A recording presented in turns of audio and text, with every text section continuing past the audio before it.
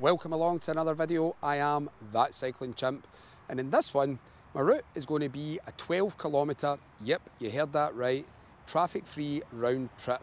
And I'm inviting every single one of you guys that's watching this to join me in this solo mini adventure based on the Eglinton estate in North Ayrshire in Scotland.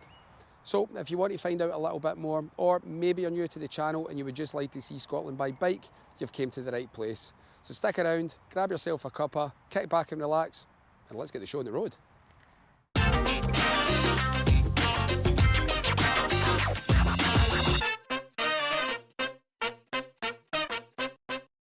Today's adventure, I'm starting off in the Eglinton Castle and Country Car Park, which is situated just outside the town of Irvine and Kilwinning in North Ayrshire in Scotland.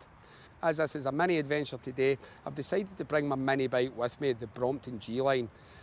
And the route that I've planned is going to be absolutely perfect for this little bike because it's going to test it to the max. So without further ado, let's get my bike unfolded, clip in and see how we got on.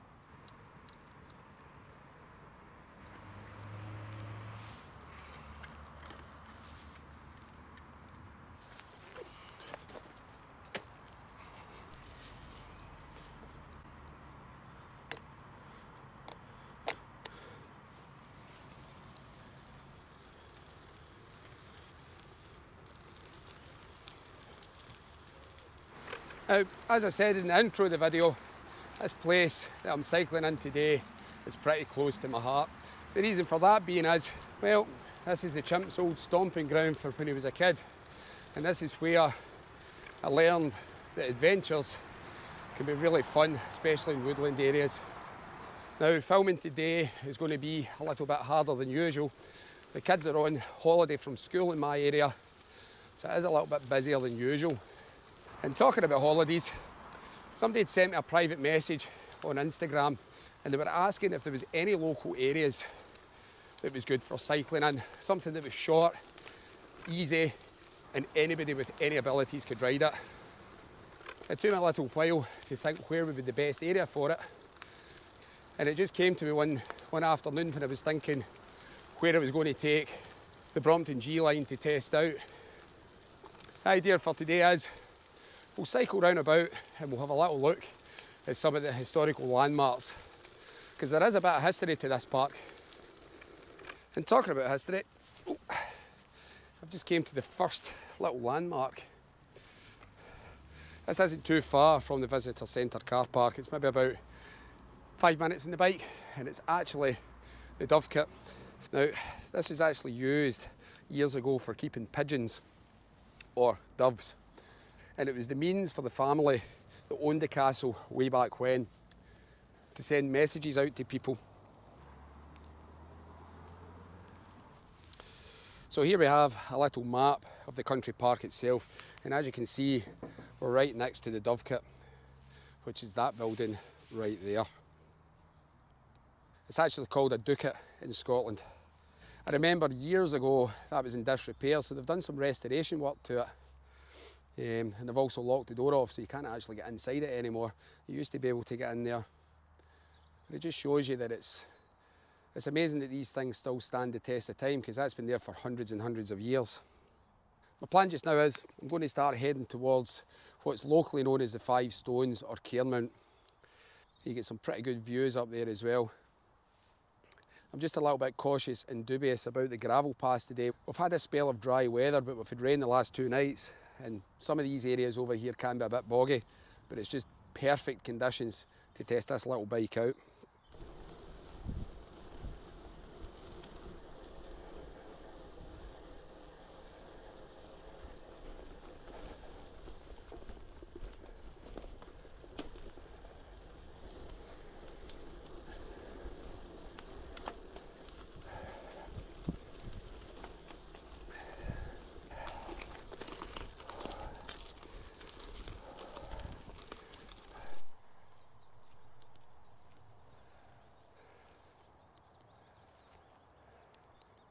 Now, I'm currently up at the Five Stones, is what's collectively known in the area, but it's also called Cairnmount. The reason it's called Cairnmount, this used to be an open cast mine, or way back when, but they closed the mine and made it into a recreational area in the mid-80s, just as they've done with the Eglinton Park as well.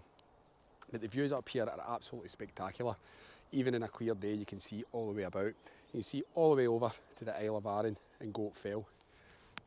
And at the back there, we can see the villages of Bensley and all the way out up towards the Clydemere Shield Park, which that's what the hills are away out there. Now, had I been in the Green Hornet, that hill would have been really easy, but that's where I'm finding the Brompton is a little bit harder, especially when you're coming up hills. It's quite hard to get up off the saddle. It's really, really hard to sprint in it. But I made one upgrade to this bike that has helped tenfold. I've put on some clipless pedals to see how that goes. In my previous video of the Brompton and the review, what I was going to do was I was going to keep the flat pedals on because it was quite handy taking the left-hand pedal out for storing in the car. But I'm just that used to riding clipless now. That's why I wanted to change the pedals, and it has helped dramatically, especially with my power output as well. I can get a little bit faster. I'm still not as fast on it as I am on my gravel bike, but I do really like it.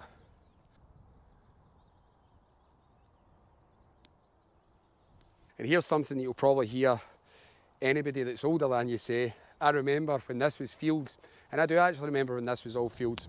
There's actually a housing development over there that never used to be there. That's pretty recent. Well, when I say recent, it's been there maybe about 10 years, round about that. But it's just incredible how they can throw these houses up now. Anyway, I'm going to start heading into a little bit of woodland and then take the gravel path back round.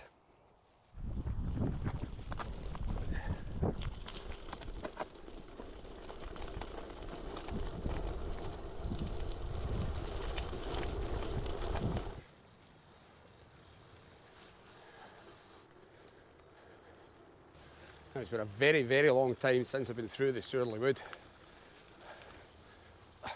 Way back to my teenage years.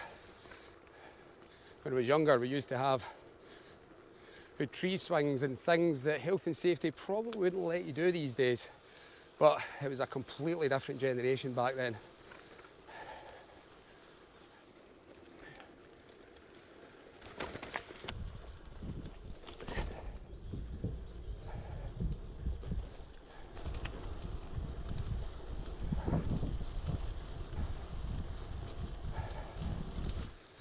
But it is a cracking little gentle ride.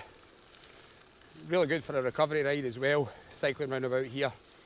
And if you really want to try it, as always, I'll put the Komooted link in the description below with the route profile. It's really flat and it only takes roughly about an hour to do, which is just perfect if you're looking for that little recovery ride.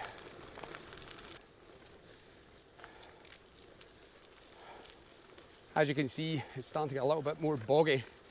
It won't be too bad. I think this is another thing about this little bike that it's perfect for. It's just those little day trips. Especially if you don't have enough time to have like an epic adventure. It's great just to go out and have a little blast on it.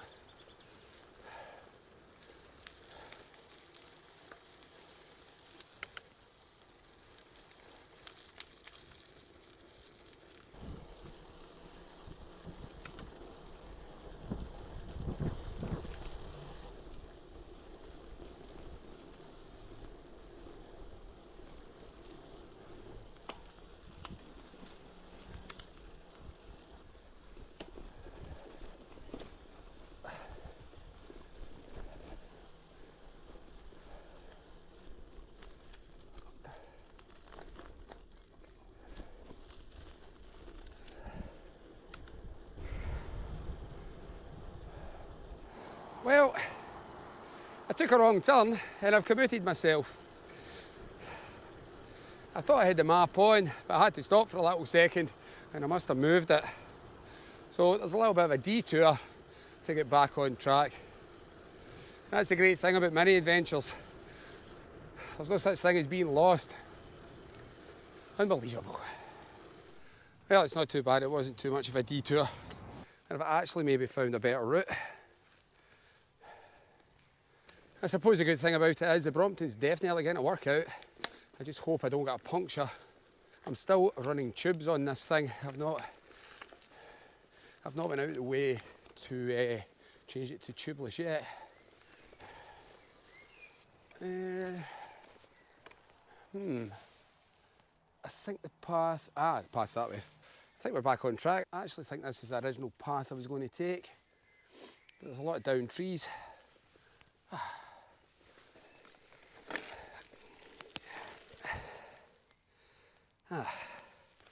We seem to have a drop chain. Brilliant.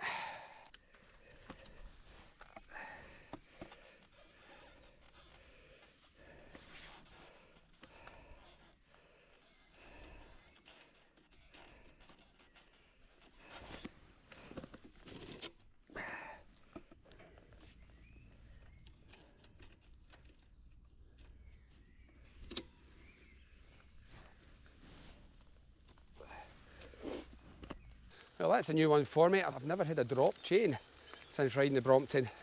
It was pretty easy getting it back on. But note to self, it doesn't really like mud. It doesn't like sloppy mud.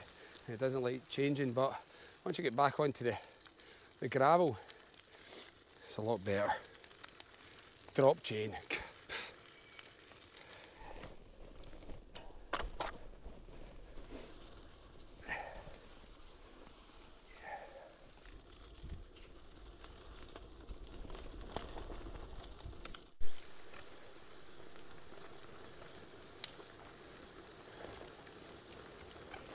I definitely think this was the original path I was meant to be on, so I think we're back on track.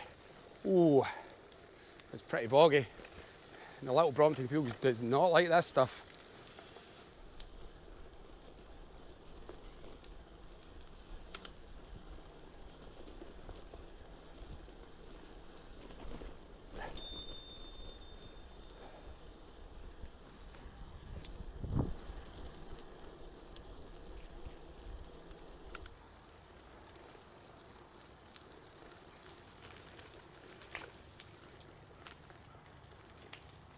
This is a little bridge I was exactly looking for. That down there's the Lugton water. That comes from Loch Lebo, which is further up the old Glasgow road. This comes all the way down and meets the Garnock River and goes out into the sea.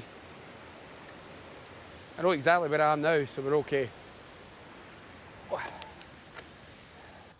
not too far away from the castle ruins, so let's go and have a look at that.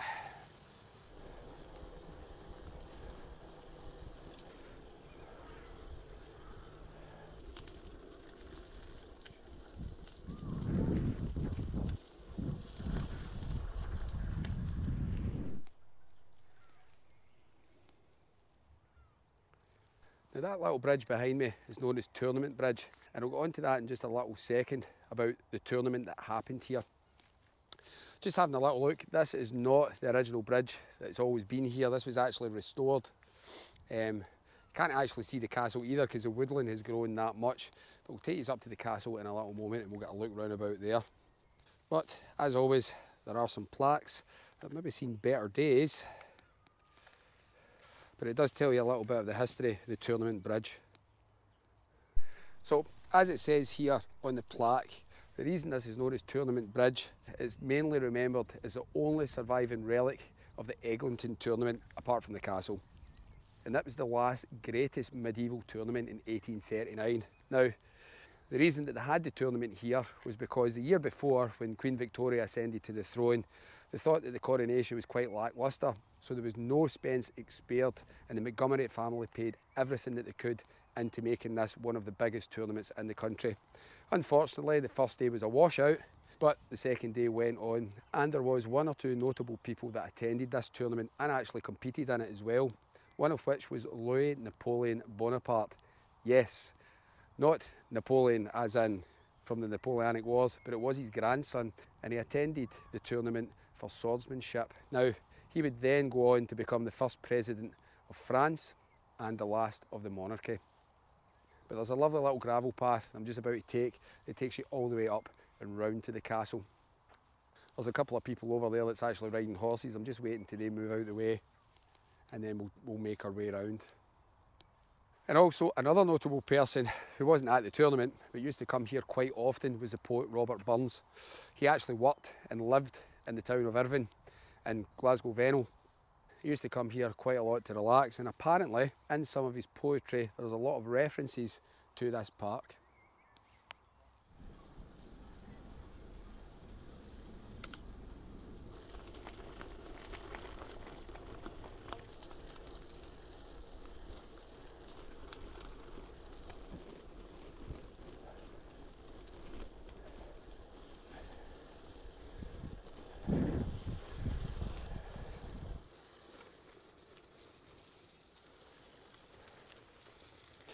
Now, just before we go to the castle, I've taken a little detour because there was something I remembered that many people pass by and they don't even know it's here, unless you're local, that is, of course.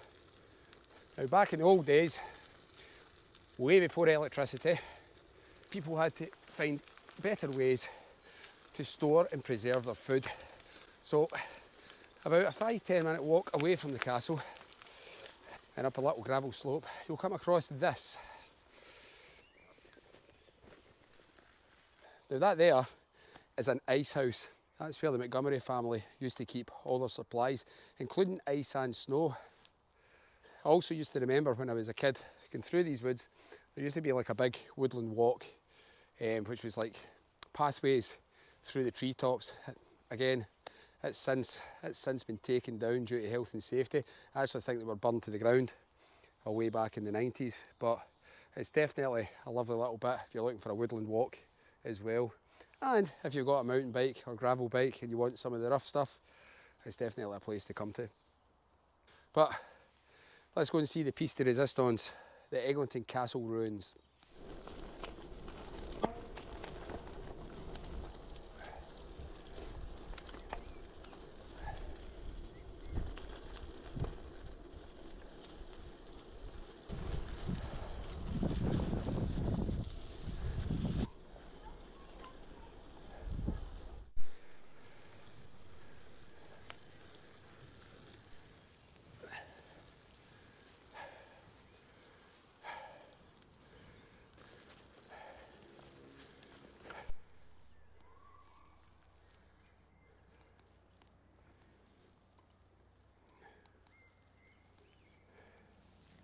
Now, I'm currently standing in which would be one of 4 turrets of the Eglinton Castle ruins.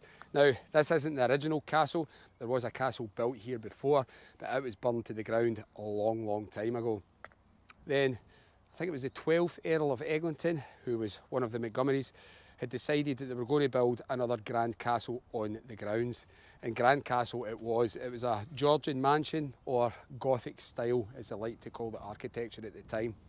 To give you an idea of what this castle would have really looked like, well, if you think of Kilwinning Castle, which is down on the Ayrshire coast, it was pretty much the same kind of style. But it's an absolutely great little place if you want to see some history and you're in the area. One of the biggest facts about the place was, it said that it had 365 windows in the castle. Can you imagine being the window cleaner for that? God. It'd be like painting the Forth Road Bridge with cleaning the windows every day. You would start at one end and by the time you'd finish you would need to start again. The castle was still here in the early 20th century, but the British Army and Navy used it as artillery practice, which is absolutely crazy, if you ask me, to actually bomb some kind of place that has got a lot of history behind it. But let's go and investigate round about till we see some of the ruins. As you can see, there's only really one turret that is remaining. The rest of them have all disappeared. There would have been one there just where I was standing.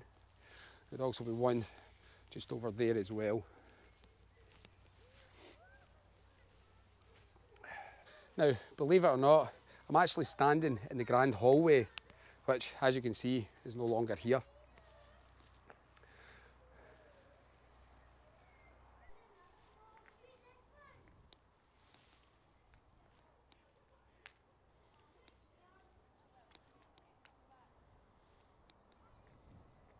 It's hard to believe that I'm actually standing in what would have been the absolute centre of the castle. It's quite hard to get my head around about what it would have actually looked like inside as well. I know there are some photographs online that you can go and check out. There also used to be a little tourist information kind of exhibit that was at the visitor centre but it's no longer there anymore. It kind of closed down after the virus that shall not be named. I'm pretty sure this would have been a spectacular looking grand castle back in the day. And as I said, I'll just need to go to Eglinton Castle if I want to see something that's pretty similar. I'm going to start heading back to base camp now because the park's getting pretty busy with families. As I said, it's the school holidays, so obviously the sun's been out for a little while now, so all the kids are starting to come out.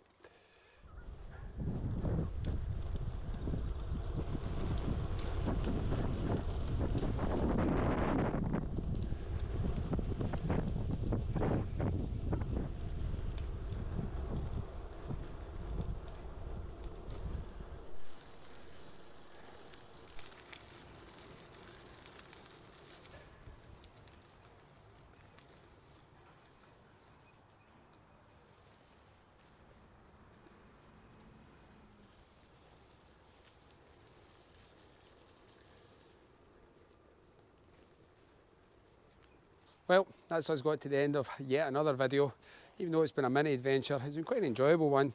If you've liked this video, give us a huge thumbs up, and if you really liked it, please consider hitting that subscribe button, because it's your subscribing that keeps the chimp rolling and riding. I've just got myself here to the visitor centre at Eglinton Park, and for all yous that are maybe thinking, yes, I'm just about to go and get a mocha at the facilities. Hope to see you on the next one. In the meantime, you can check out my last video up there, or you can check out previously on that cycling chimp down below, which are archive videos.